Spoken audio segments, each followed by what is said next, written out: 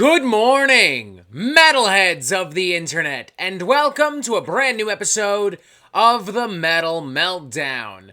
Today we are talking about the latest studio album from Symmetry entitled The Singularity, Phase 2, Xenotaph.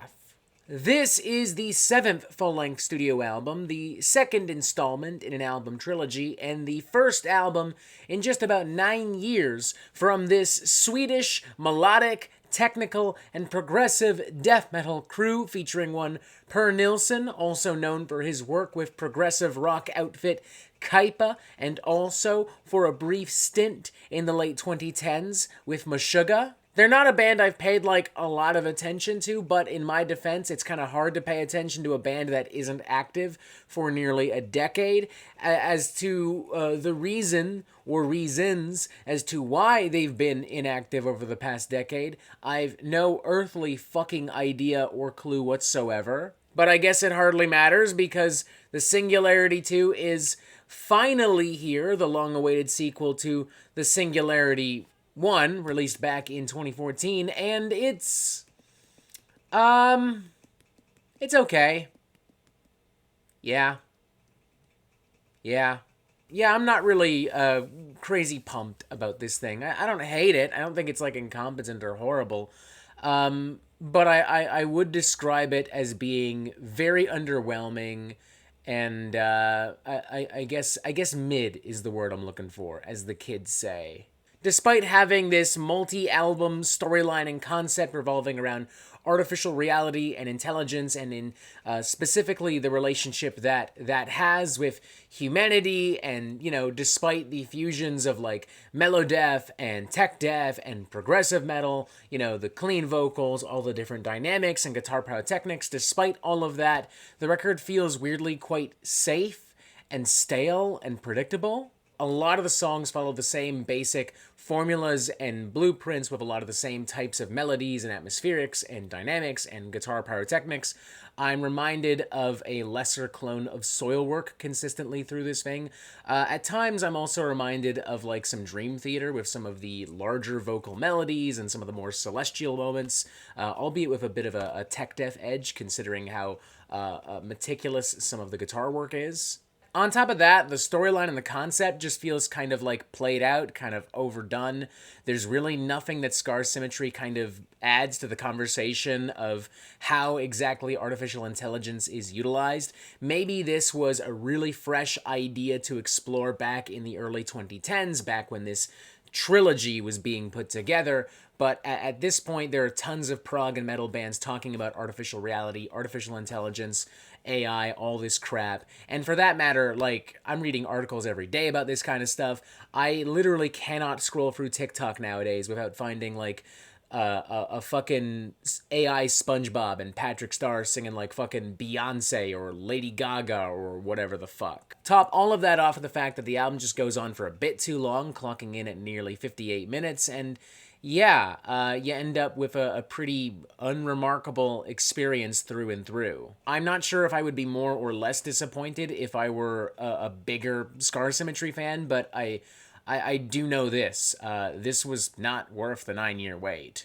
The album does, to its credit, start off on a pretty decent note with the urgent, beefy, otherworldly Chrononautilus. Lots of extra proggy, multi-layered vocal and guitar pyrotechnics and wizardry galore here. I especially like some of the super snappy, crunchy grooves that kind of come after the guitar solo, and how that transitions into a pretty blistering section of atmospheric progressive death metal. Scorched Quadrant follows that up pretty nicely with some nice, bulky, ballsy, muscular, groovy riffage as well. Altergeist probably stands out as a favorite of mine. It's definitely one of the more brutal and theatrical cuts on the record. Lots of really technical bits and pieces here, some great vocals. It's all kind of woven and arranged in a way that reminds me of In Becoming a Ghost from The Faceless, and also some stuff from Fallujah, like Dreamless and The Flesh Prevails. Reichfall might be a solid runner-up, though. The keyboards combined with the very triumphant guitar work and some of the more brooding, like, energies, it kind of feels like a mix of, like, classic Crimson Glory and, like, early to mid-2000s Arch Enemy. After this, though, I feel like the songs lose a lot of their steam and momentum. I think it's fair to say that this is a very front-heavy record with that in mind. In fact, the only song on the latter half of this album I find myself really remembering at all right now would be the closing number and title track, Xenotaph, which partially is because it's just a really long number, clocking in at 7.5 minutes when it could easily make do with being 5, a sharp, trim, cut, tight 5. And also because the song itself finishes with what can only be described as the sound of a Game Boy cartridge dying. I'm feeling a 2.5 out of 5, I guess. Not an enthusiastic one at that. In fact, we're leaning pretty close to a 2 out of 5.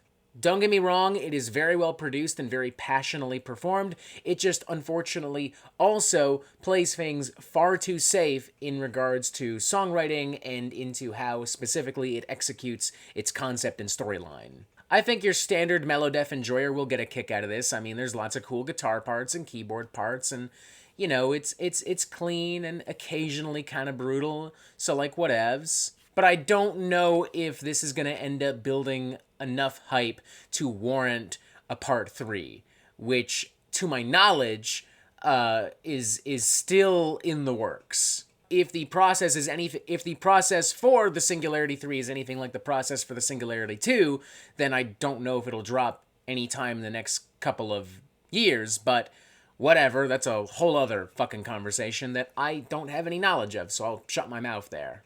As far as this album is concerned, it definitely has its bright spots, but it's ultimately pretty overwhelming, in my opinion. Just okay, you know? Like, you're not really gonna waste any time listening to this thing, but, you know, you could probably avoid this one if you wanted to. Like, you straight up.